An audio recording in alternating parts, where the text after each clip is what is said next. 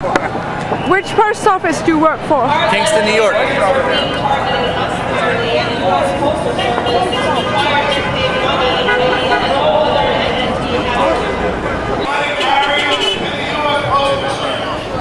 Constitution!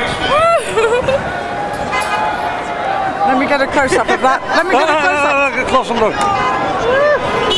We the people. That's right. All right.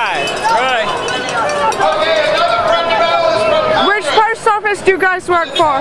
Far Rockaway. Far Rockaway, yay. Which post office are you from? Westchester. Which post office are you from? Middletown. Oh. Your horn! Beep your horn! Beep your horn! Which post office are you from? Wall Street. Wall Street. What post office are you from? Woodside.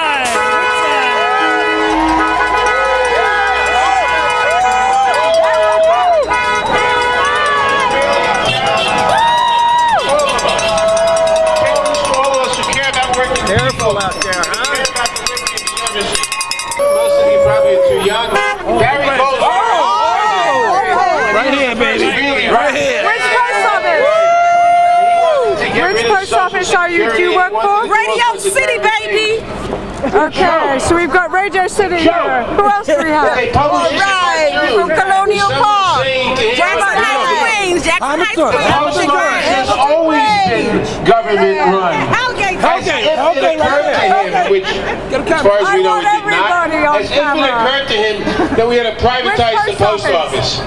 This was a joke. Which post office? Maybe some rival candidate would think that the post office should be privatized. It's no longer a joke. This is part of a plot to privatize mail delivery and the post office.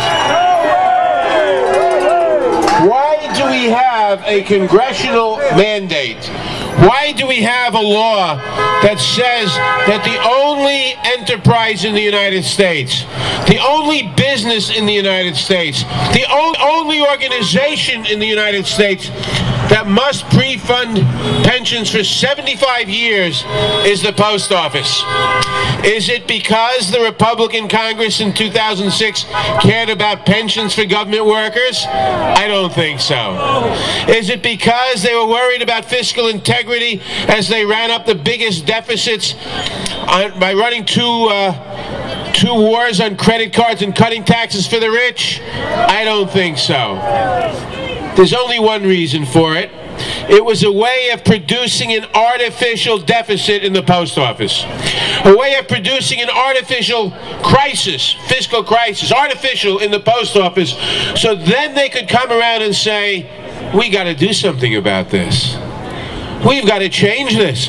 We can't afford the post office. We can no longer afford 6-day delivery.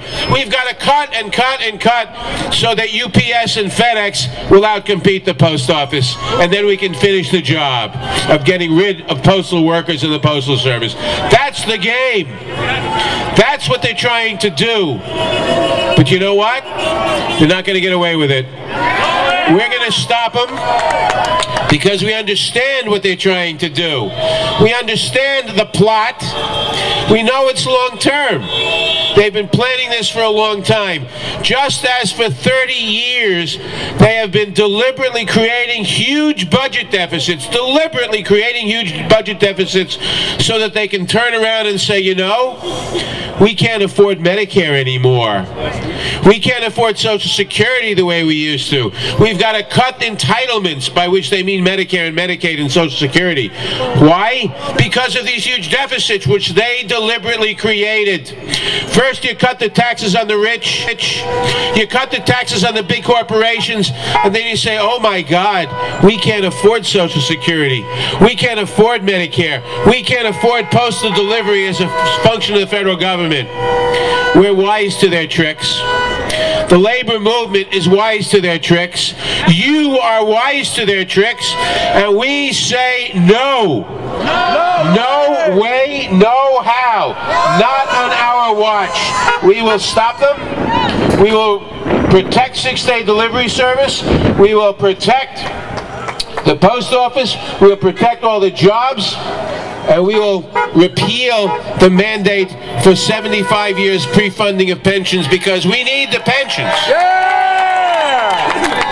We need the pensions, and we need decent financing for the pensions, but we won't let them use the pension system as an excuse to destroy unions, to destroy the federal services, to destroy your jobs, or any jobs. We will stand strong. Thank you. Ladies and gentlemen, the congressman deserves a big cheer. Hip hip hooray! Hip hip hooray! Hip hip hooray!